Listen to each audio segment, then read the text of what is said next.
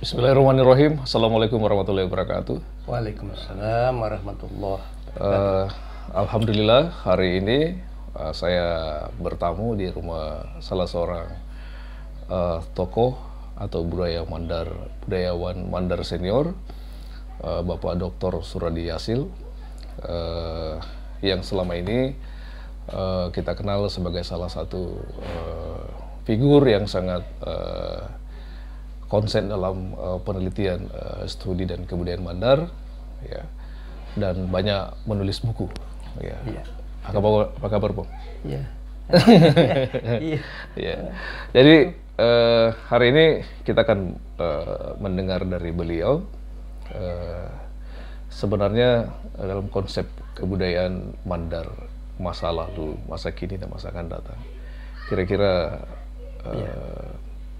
apa yang mesti kita bincangkan untuk diskusi pagi kita ini? Ya, kalau menurut saya dulu malah si campur mulai ada. Iya, boleh tiga bahasa. Kalau menurut saya, Iya, yang perlu kita iya, bincangkan iya, ialah bagaimana kita bisa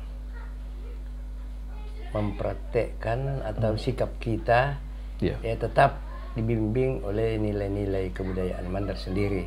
iya, Ya, di samping kebudayaan Indonesia, tapi sebagai sebuah etnis atau sebuah suku bangsa, iya, ya, menurut saya itu sangat penting kita pegang. Iya. Apa saja yang menjadi nilai-nilai yang saya lihat sekarang di daerah kita, dan itu juga terjadi secara umum, ya. secara umum terjadi di mana-mana. Terutama yang saya lihat bahwa kita nilai yang dulu dipegang teguh oleh nenek moyang kita, yaitu amalah puang, Ya. kejujuran, ya sekarang sudah betul-betul merosot. Kadarnya berkurang. Kadarnya sudah berkurang banyak. Saya pernah mendengarkan cerita dari seseorang tua juga di daerah kita. Iya, Dia mengenal ada tidak jauh dari rumahnya seorang tua juga yang menjadi pekebun. iya, Pergi mau ke di Camba-Camba itu, dia mau ke seberang. iya, Sementara dia jalan karena ada kebunnya di seberang sungai. Dari Camba-Camba itu tiba-tiba dia melihat sebuah sepasang giwang. dali Iya, giwang. Iya, subang. Iya. Di Pandoyang dari lalu Emas itu, emas ya. Mas, Iya, dia ambil itu subang itu, dali nala balik orang dia duduk terus sambil makan sirih. Sekarang ini berangkat pagi itu. Sampai itu orang tua selalu dalam hatinya pasti yang punya datang ini. Dia datang, dia akan cari. Oh, jadi dia menunggu yang punya. Dia menunggu yang punya. Iya. Sementara dia duduk di situ, memang ada seorang wanita yang datang, menampakkan kegelisahannya, kecemasannya. Ada apa nak? Pak ada yang dali upang. Iya. Ngapain nengi dalimu? Di mana aku punya? Mandoi bukan mandi ni pandian di pandoyannya turunannya lupa ya dong adigena hendak pedam mu mi cawa atau apa mangi gue peu di ini anak kalau buat indo batu tani ada kalau anu njoro. Oh iya, kalau tak diutungan doa Nala memang terima kasih. Malah bilang ini menunjukkan bahwa orang tua ini kalau dia mau ambil dia bisa ambil. Dia karena temuan dia bisa ambil. Tapi sampai dia menunggu, dia pasti datang ini, dia cari. Enggak. DP ya ditunggu ya. Ya. Sampai apakah dia melanjutkan ke kebunnya atau tidak, wallahu alam. Saya tidak terima waktu itu cerita dari seorang tua di Camba-Camba. Iya. Tentang kejujurannya itu. Pada waktu dia mau meninggal, meninggal, ini orang tua. Dia sudah berangkat dari Camba-Camba ke Pasar Tinambung yang ya 3-4 kilo itu jaraknya ke sana. Iya. Sementara adalah di tengah perjalanan dia balik ke rumahnya. Sampai tetangganya atau orang-orang di sana, apa di kemana? Balik na sauti nga na ipasar ma. Ano mali bakal mo sana. Iya. Ay, nami akim ito na ay. Hah? Akim ito. Iya. Akim ito. Ya, tidak lama setelah dia tiba di rumahnya, meninggal dunia. Meninggal orang tua tadi. Iya. Berarti ada tanda-tanda dia rasakan itu pada waktu dalam perjalanan bahwa dia akan meninggal. Sampai dia tidak lanjut ke Pasar Tinambung. Hari pasar waktu itu. Nah, ini saya hubungkan dengan tentang nilai kejujuran itu masih dipegang oleh sangat dipegang pada umumnya. Walaupun ini kasus, tapi memang kalau dibandingkan dengan apa yang terjadi sekarang yang merata itu tentang ketidakjujuran, baik dari apa yang menarik misalnya Puang ini, karena ketika orang bicara tentang kemandaran, yang pertama-tama selalu dibahas itu tentang kejujuran. Apa kira-kira nilai etosnya di situ apa? Ya. Kan misalnya orang mengatakan kalau Anda kemandar, siapapun kemandar, kalau dia meminum air putih misalnya, maka mandarlah dia. Tentu bukan, menurut saya bukan air putih galon apa semua air sumur ya, tapi mungkin nilai kejujuran, ketulusan di situ mungkin. Apakah itu berkaitan dengan itu misalnya? Ya itu Pak, menurut Anda itu bahwa itu betul itu bahwa apabila seseorang dari luar mandar datang ke Mandar, Puramina Runduain atau Mandar, ya sudah meminum air putih di Mandar, maka jadi orang Mandar lah dia.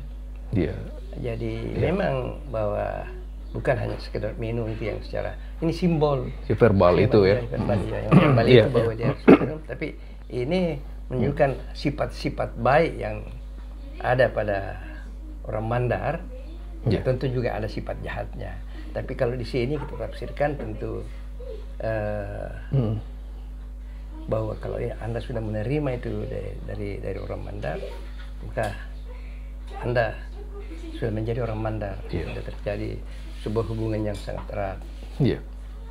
Saya pernah bertanya kepada seorang teman saya waktu saya kerja di seksi kebudayaan Goa. Tanya. Sekarang saya mau tanya kepada Anda, kalau Anda akan pergi kemana-mana saja, mana yang kamu pilih? Kamu pilih yang mana? Apakah berteman atau bersama-sama dengan orang Mandar? Kan saya tanya ini orang Makassar. Dia bilang, saya pilih kalau saya mau dengan orang Mandar. Dia bilang, yang saya tahu, yang saya kenal itu juga cerita dari nenek moyang kami di Makassar, bahwa orang Mandar itu setia dalam persahabatan. Dia setia dalam persahabatan. Jadi kalau ada terjadi sesuatu, dia tidak baginya dia akan meninggalkan Anda. Itu sifatnya itu orang Mandar. Jadi kami memilih itu persahabatan dengan orang Mandar karena dia tahu mereka ini orang Mandar orang itu setia. Orang setia. Dan kesetiaan ini walaupun jauh tidak bisa kita juga pisahkan dengan kejujuran. Kenapa? Karena itu hati nurani yang bicara, bahwa dia jujur di dalam menerima uluran tangan, silaturahim dari orang lain. Maka dia secara jujur juga dia mau balas dengan baik. Jadi kita tidak timbal balik. Timbal baliknya itu karena dia menghargai kejujuran hati nuraninya bersahabat. Maka dia Dia hubungkan, dia pakai itu. Yeah. Nah, inilah yang sangat inilah yang kita membangun kembali tentang kejujuran itu, yang bagaimana caranya itu sampai bisa tegak kembali menjadi sesuatu yang dihormati dalam komunitas orang Mandar.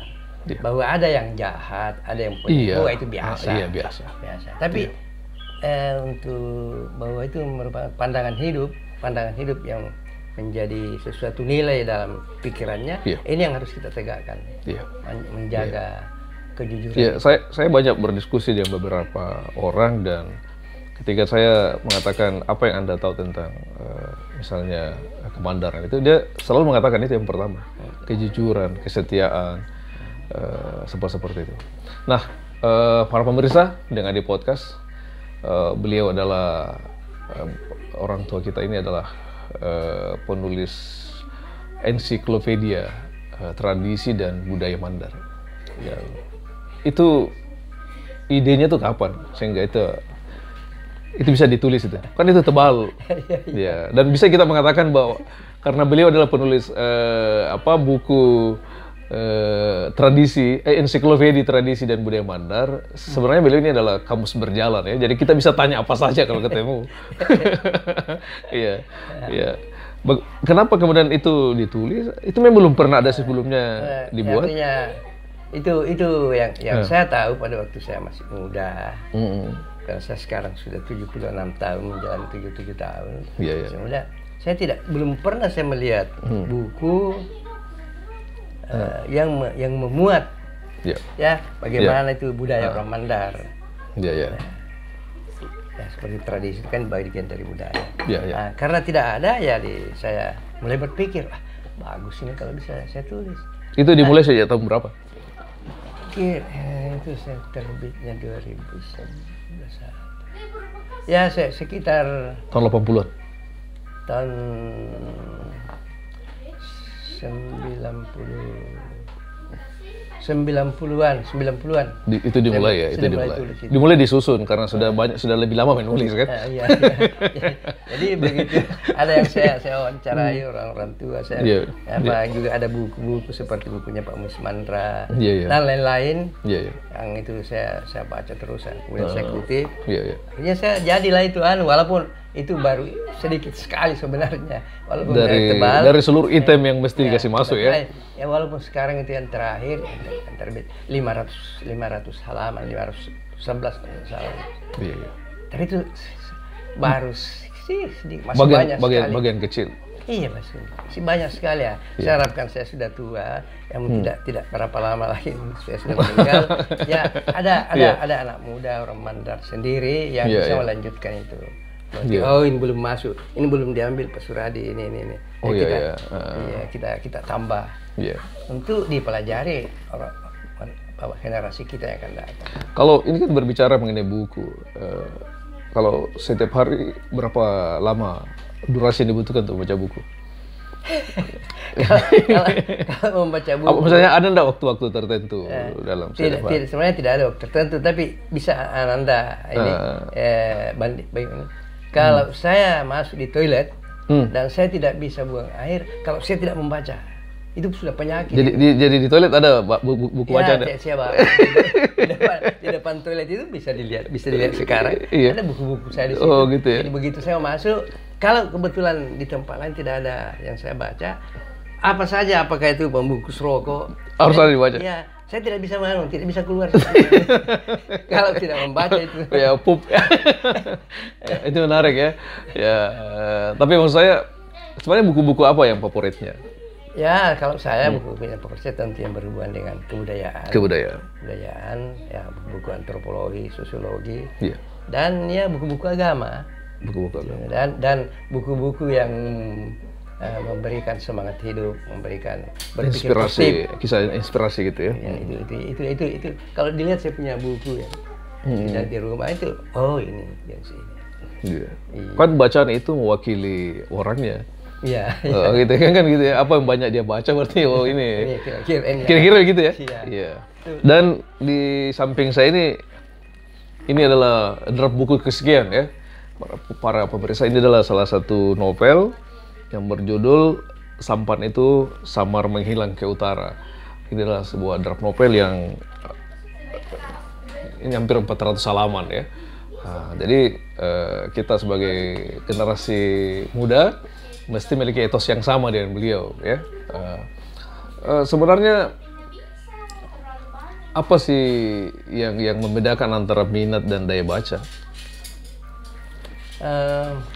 Kalau menurut saya, ya pada awalnya oke lah minat dulu. Tapi daya baca itulah yang bagaimana si pembaca ini menyerap, merenungkan, dan membentuk dia cara berpikirnya, pengetahuannya dan sebagainya.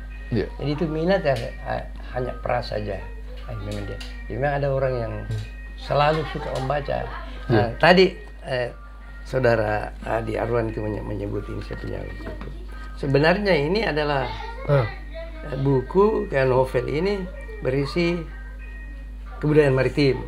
So, banyak sekali istilah-istilah yang saya pakai di dalam. Saya tuang di dalam sebuah lingkungan antara dalam kisah percintaan antara Ilisik Manurung dengan Ita Papauan. Jadi ini banyak mengandung tentang kebudayaan tentang Kenapa menggunakan kesampan, bukan perahu, bukan sande, bukan olam mesa atau apa? Ya, karena dalam ceritanya itu ini si laki-laki yang dari Tanjung Labuang, Labuang, dan mencintai gadis dari selatan.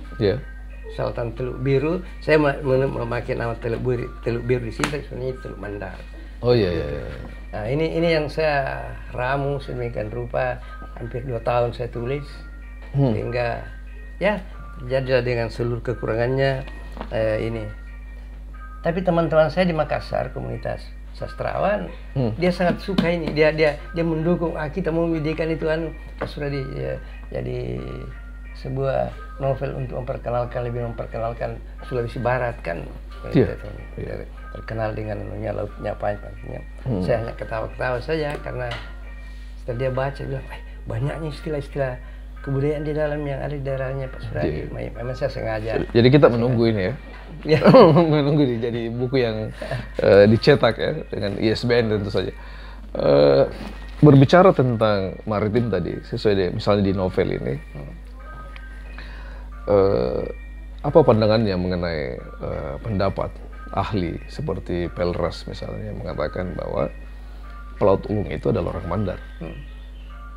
Bagaimana memandang itu atau mengapresiasinya? Itulah saya menarik sekali apa yang Ananda Adi Arwan tanyakan itu, karena orang lain peneliti besar ya, peneliti dunia seperti Pelras sudah mengakui dalam, bisa kita lihat bukunya itu. Dalam buku De Bugis ya? Iya. Iya, buku orang Bugis, manusia orang Bugis. Iya. Dia sudah mengakui bahwa itu orang Mandar itu pelaut ulung.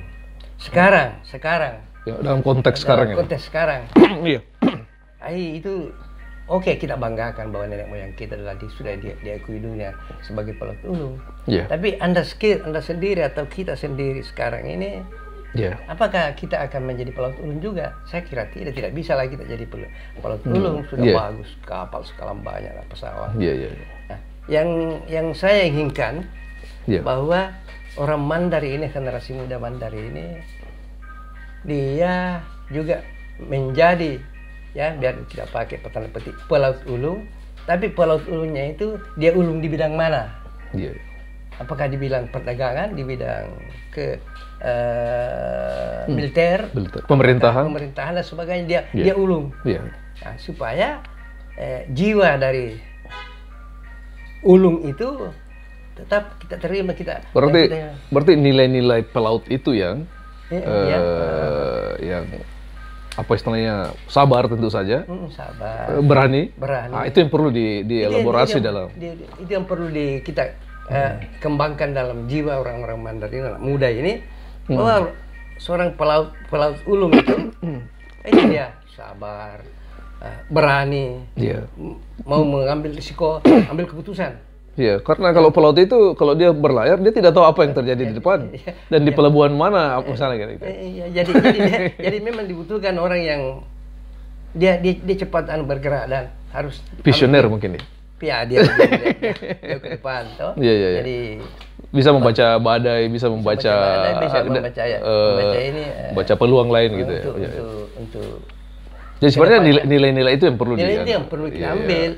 Bahwa nenek moyang kita, nenek moyang Anda, nenek moyang saya itu pelaut ulung, oke. Dan itu hebat itu. Iya. Sekarang kita ulung di bidang apa? Iya. Itulah sebabnya pada waktu kita telepon kemarin bahwa Anda sudah mau ujian untuk magisternya. Insyaallah dalam beberapa hari ini Anda sudah selesai S2. Saya langsung mengatakan bahwa untuk apa Anda dia harus menjadi seorang magister kalau sudah menjadi doktor aja dia harus bilang itu. Oh gitu. Iya. Ya, beliau memang punggawa sawi saya jadi dalam banyak hal ya. Jadi sebenarnya konsep nilai-nilai keulungan itu di semangat bahari itu. Yang misalnya kalau dia orang birokrasi, Anda harus ulung di situ. Harus ulung di situ. Dia tahu. Pengusaha ulung di mana? Di bidang Anda harus menjadi pengusaha sukses. Terus jadi ulung. Kemudian bagaimana pandangannya mengenai politik identitas orang Mandar sesungguhnya? Kalau kita merujuk dari apa yang dipesankan oleh Tori Laling misalnya tentang Marondon Dumbongi besok atau lusa, seperti yang kita baca itu dia. Tori Laling mengatakan besok atau lusa siapapun yang kalian anggap cakap dalam kepemimpinan benar dari kesempatan untuk menjadi pemimpin. Tidak mesti anak cucu saya. Kalau misalnya anak cucu saya akan justru merusak negeri. Itu. Bagaimana itu? Apakah itu sebuah pijakan prinsip demokrasi memang dari Mandar atau gimana? Ya itu satu bukti ya bahwa dari yang kita kenal bahwa dari raja kita ya dari Puspiter Balanipa bahwa dia sudah melihat itu bahwa dia harus orang yang bisa ya kalau istilahnya mapatumbal lelita. Orang yang bisa itu mapatumbal lelita sesungguhnya maknanya apa? Mapatumbal lelita itu kan kalau andai kata itu dia tertelungkup, artinya dia jatuh, dia di bawah apa pendidikannya, apa ini. Tapi kalau ada yang bisa patumbal itu tanahnya itu, negerinya itu memajukan negerinya, cara berpikirnya, cara berbuatnya dan sebagainya. Itu yang diinginkan oleh Tori Laling. Mapatumbal itu mungkin membuka hal baru atau apa ya maksudnya? Ya apa saja yang bisa menyebabkan daerah itu lebih maju, ya berkembang. Apa tuh balik untuk tilita itu. Oh iya. Iya. Itu yang seperti tadi Ananda katakan bahwa malah ada kita biasa kita mau itu dan mau anak mau po dan mau ke menjadi marak dia mau tuan dia sayangi Pak Banua. Sayangi Pak Banua ya, sayangi Pak Banua. Yang itu nama Curlita, nama negeri kerajaan. Bayangkan seorang raja memesankan mau biar anak saya, biar cucu saya, jangan kamu angkat jadi raja, jadi pemimpin. Dan itu sudah disampaikan 600 tahun lalu. Iya, 600 tahun lalu, ya. Jadi bacaannya itu Tori Laling sudah jauh lebih melampaui zamannya gitu, melampaui zaman. Itu yang itu kita harus dengar dan patuhi itu. Jadi kalau jangan kita asal menunjuk seseorang tidak kapabilitasnya, kemampuannya tidak di situ, jangan. Biarlah yang bersungguh-sungguh mempunyai ilmu dan juga diketahui. Mamaya Gambana. Apakah itu? Panopindan Daranda kan? Sebenarnya maknanya apa Panopindan Daranda apa itu? Kalau menurut saya, kan bisa kita berbeda-beda. Iya. Tafsiran karena dalam nyanyian itu Topole di apa namanya? Iya, iya, Topole di Walito. Ya. Itu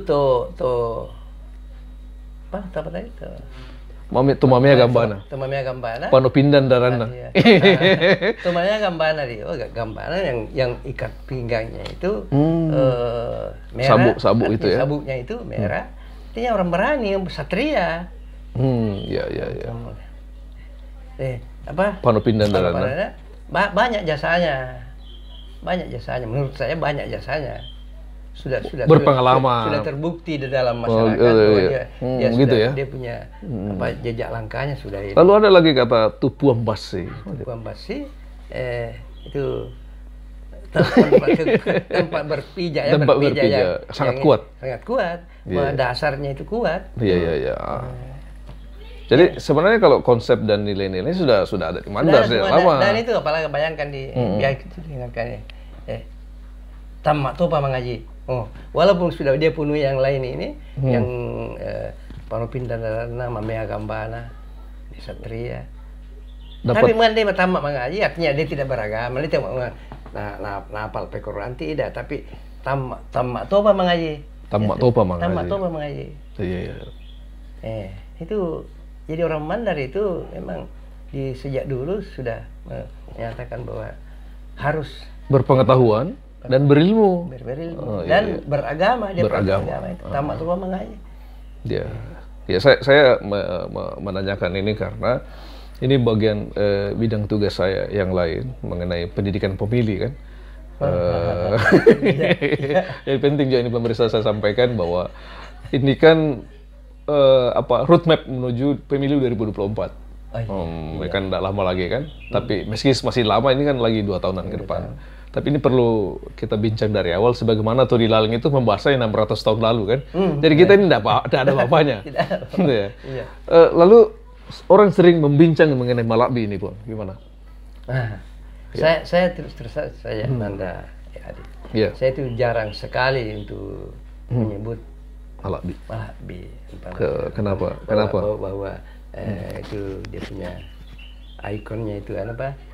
Ya, Sulawesi Barat. Iya. Yang pertama kali diungkapkan oleh almarhum Husni Jamaluddin bahwa Sulawesi Barat harus Malakbi. Kenapa?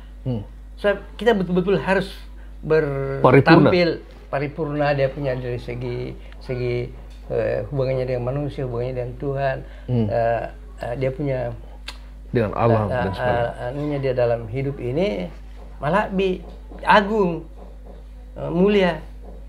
Jadi kalau umpamanya ada seseorang pejabat, terutama kan dia pejabat, kemudian dia koruptor, kan itu Malakbi itu tidak Malakbi, tidak mulia, tidak agung. Apakah ini konsep atau sebuah nilai yang memang tidak sulit dicapai? Sebenarnya ya sulit memang sebenarnya, tapi bisa dicapai. Iya, dengan variabel-variabel gitu. Dengan apa yang bisa kita bawa. Kan variabelnya kan ada Gau, Kero, Ana, Pau itu. Iya. Jadi kalau itu sudah padu itu yang Kero, Gau, Pau, Nasu.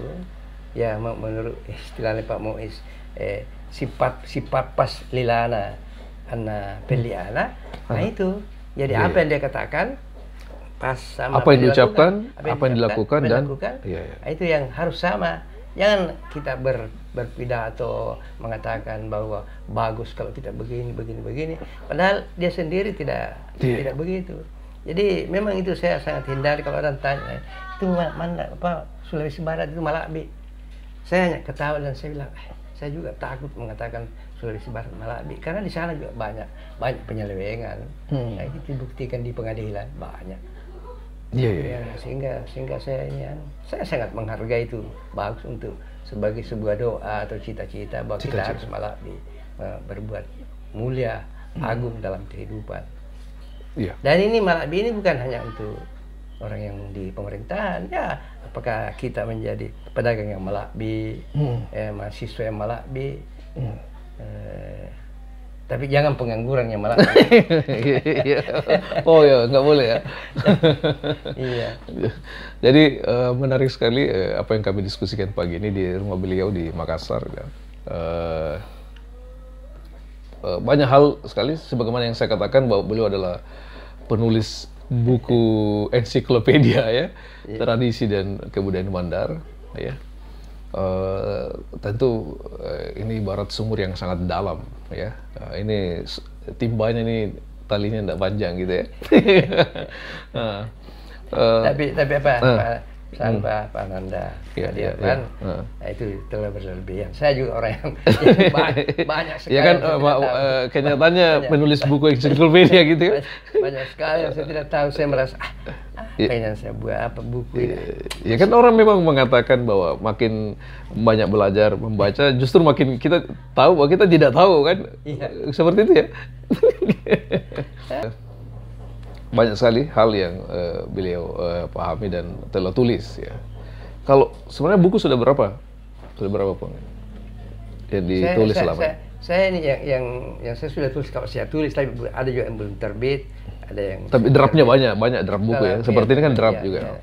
Ya, yang sudah terbit, kalau yang saya ingat ya sudah terbit itu tadi ensiklopedia budaya Mandar. Kemudian ada 2-3 tahun lalu saya tulis dan sudah terbit juga ensiklopedia kesusastraan daerah Bugis, Makassar, Mandar, Toraja, Masentempulu. Ada juga itu. Yeah. Kemudian yang lain novel Ibu Jilbab Hitam sudah terbit. Yeah. Ada juga yang diterbitkan oleh Obor Jakarta, Permata Warisan Luhur. Itu bacaan anak-anak itu memberi motivasi. Kearifan ya lokal. Iya. Apalagi buku kalau puisi Republik Rusi sudah terbit. Iya. Pernah kita beda itu di mana? Pada Mawal ya. Apalagi ini di Tengah Padang Ilalang sudah ada juga. Itu kumpulan puisi juga ya? Iya, lingkungan di Tengah Padang Ilalang. Ada kumpulan cerpen, judulnya itu yang beberapa cerpen saya di dalam yang ternyata ada satu yang sangat disukai oleh ini kritisi atau ya pengamat dia ahli bidangnya, itu Andi Mahrus. Malah dia terlalu berlebihan katanya ini yang barusan saya membaca lagi cerita pendek yang betul-betul saya walaupun tidak panjang, cuma berapa saja, tapi ya dia puji itu dan dia sebarkan itu anunya, saya bilang ya. Saya juga pernah dengar juara penulisan cerpen dalam tradisi bahasa daerah ya. Apa itu? Saleh Sorang apa itu? Seribu kunang-kunang di Manhattan itu ya. Kunang-kunang di Manhattan. Yeah. Itu bahasa Mandarnya itu Saleh Sorang. Saleh Sorang belum di Manhattan. Iya. Itu juara berapa dulu itu? Tidak juara, karena memang tidak dilombakan, cuman ada permintaan dari Balai Bahasa atau dari Balai Bahasa kayaknya dulu ya, Balai Bahasa. Ini tolong bagi yang mau ikut menerjemahkan ke dalam bahasa daerah masing-masing. ini 1000 kunang-kunang di Manhattan oleh Umar Markayam. Ya, saya juga menulis Saleh Sorang belum Dio di Manhattan. Dan saya terjemahkan itu. Saya juga biasa ketawa kalau saya baca. Saya pernah dan itu di dalam kumpulan itu ada kurang 10 barangkali yang bahasa dia ada dari bahasa Aceh, dari bahasa Jawa, ya bahasa Mandar ada juga di dalam. Jadi kumpulan bahasa daerah ya? Iya, kumpulan terjemahan. Kalau ada pilihan ini, Bang, puisi, cerpen, novel, mana yang paling kalau menarik? Kalau saya sendiri yang saya paling ini saya novel. Jadi ini baru saya dapat penghargaan dari cuma saya tidak pernah bilang ini. Iya kan saya tanya. Saya dianggap penulis novel walaupun sudah tua. Novelis. Saya seorang novelis dapat ada situ.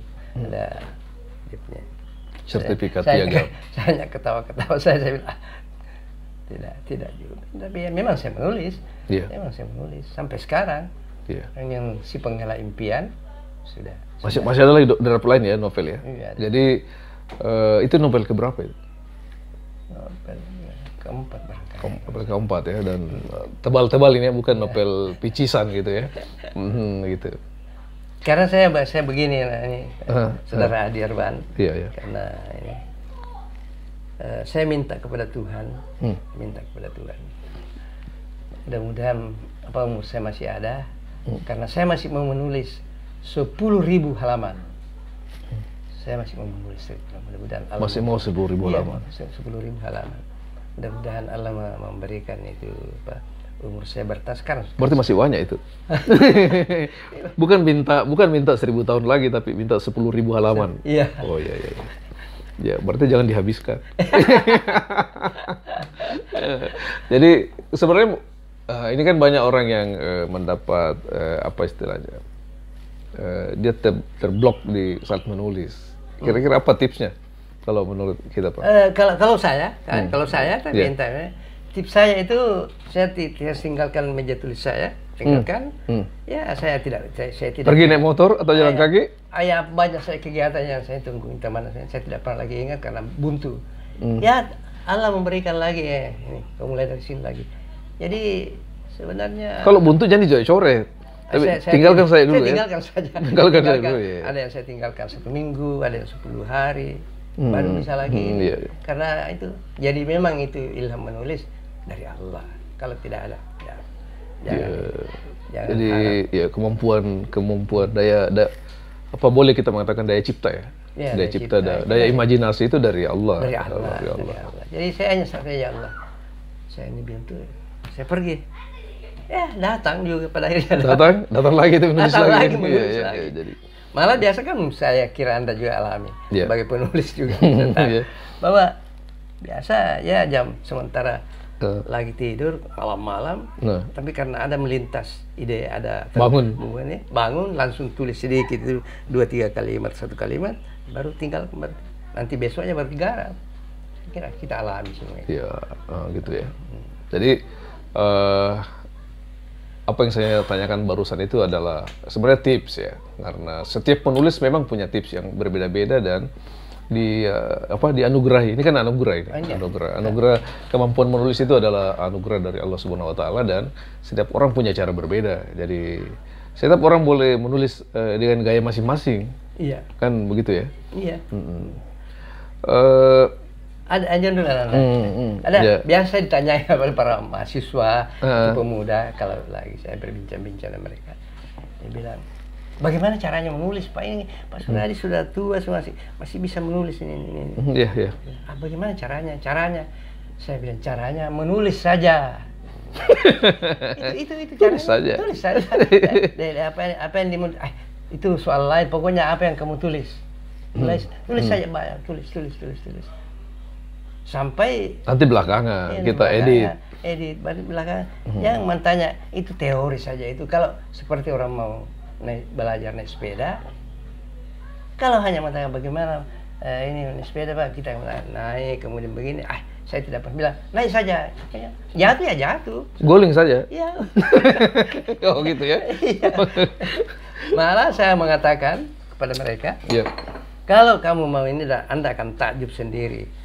Coba dalam waktu 40 hari, sengaja saya sebut 40 hari. Sengaja. Coba kalau kamu menentukan sebuah tema, waktu tertentu, ya kira-kira 1 halaman. Pada jam itu Bapak sudah salat subuh ataukah sudah salat zuhur, terserah Anda, atau sudah maghrib, sudah salat, itu kemana Anda tulis. Anda menulis apa ditulis Pak? Ya apa yang benar? Apa kamu menulis nyamuk, menulis narkoba, menulis apa saja yang kamu tulis. Tulis. Besok begitu lagi jam yang sama itu kamu menulis lagi. Apalagi Pak? Apa kamu menyambung yang kemarin atau cari lagi yang lain, objek yang lain, terserah. Kalau Anda lakukan ini tiap hari, 40 hari berturut-turut, Anda sendiri akan kaget tentang kemampuan Anda bahwa saya yang memulai atau bisa menjadi pemula penulis yang yang diharapkan. Ini bisa jadi judul buku ini ya. Tips menulis dalam 40 hari. Iya. Jadi kalau kan sudah menjadi kebiasaan, Yeah. jadi kalau sudah terbiasa itu selama 40 hari mesti menulis. Dan kalau tidak ada ilham, tidak bisa menulis, ya tidak apa, berhenti saja. Nanti lagi besok. Sebab kalau Anda menulis tentang nyamuk, tentu mencari buku dulu, nyamuk apa namanya ini nih. Masuk ke perpustakaan, ada nyamuk ini, ada nyamuk ini. Jadi itu yang Anda itu kutip, masukkan. Itu menjadi sesuatu. Dan saya yakinkan Anda kalau Anda serius melakukannya 40 hari. TVKO, apa nama dia? Malah dia masih menulisnya banyak itu kesulitannya. Dia tahu, dia ahli, tapi karena tidak selalu dilatih menulis, akhirnya dia susah. Karena menulis kan keterampilan, berarti harus diulang-ulang. Harus diulang-ulang. Bagaimana Anda akan bisa seperti saudara kan Anda wartawan, sudah menulis novel dan sebagainya, tidak sulit kalau memang sudah menulis apa ini yang mau ditulis ya. Oh ya, mulai saja. Tapi bagi pemula, tidak bisa, susah, tidak bisa. Jadi jangan lihat orang pemanya, melihat Adi, melihat Suradi, melihat Ridwan sekarang dan lain-lain itu ya, jangan lihat yang sekarang, tapi sebelum dia menjadi penulis pasti banyak juga dia punya kesulitan. Tapi dia tidak, dia setia untuk menulis. Dia setia untuk menulis. Kata kuncinya setia untuk menulis. Apa kira-kira pesannya untuk generasi muda Sulawesi Barat? Kan tentu banyak hal yang tidak dapat dijangkau seluruhnya untuk ditulis atau di riset. Apa kira-kira yang mau disampaikan? Yang saya mau sampaikan kepada cucu-cucu saya, anak saya yang ini yang sangat muda. Jadilah orang yang selalu berpikir positif, berketuhanan, sehingga Anda tetap bersemangat menghadapi masalah apa saja. Itu akan mendorong Anda untuk berbuat, untuk mengatasi masalahnya. Kemudian saya juga gembira mendengarkan kisahnya di Makassar. Saya selalu ikuti bahwa di daerah kita sekarang hidup tentang menghidupkan itu literasi. Saya gembira sekali. Itu embrio yang sangat bagus gerakan literasi. Itu sebab apa yang akan kita tulis kalau tidak membaca. Literasi, apa itu literasi ya? Literasi ialah membaca, kemudian Anda mampu mengulangi apa yang Anda sudah baca itu, apakah ringkasannya, apakah dia punya kesimpulan sebenarnya Anda tulis itu, itulah literasi. Jadi tidak hanya berhenti membaca. Kalau Anda bisa keluarkan kembali dengan kemampuan Anda, itu berarti Anda sudah masuk di dalam golongan orang yang literasi. Iya. Oke. Terima kasih banyak Bu atas waktunya. Masih banyak yang kita bisa bicarakan. Masih banyak, insya Allah. Masih ada 10.000 halaman yang beliau minta, dan mudah-mudahan saya masih ada di halaman-halaman itu ya. Karena kalau 10.000 halaman itu ya 20 novel atau 20 jenis buku lagi ya. Terima kasih atas waktu yang diberikan, dan tentu ini pembicaraan atau obrolan dari seorang murid kepada gurunya. Jadi dan terima kasih para pemirsa dengan di podcast. Saya bersama Ayahanda Dr. Suradi Asil. Jangan disebut dokternya. Sudah di sana. Iya. Beliau mentor saya ya dalam banyak hal, dari mulai studi budaya dan wilayah akademik lainnya. Dan terima kasih atas, kita berharap beliau tetap sehat dan senantiasa bugar dalam menulis, dan kita akan menantikan buku-buku beliau yang lain. Terima kasih atas perhatiannya. Saya dengan di podcast. Assalamualaikum warahmatullahi wabarakatuh. Waalaikumsalam warahmatullahi wabarakatuh.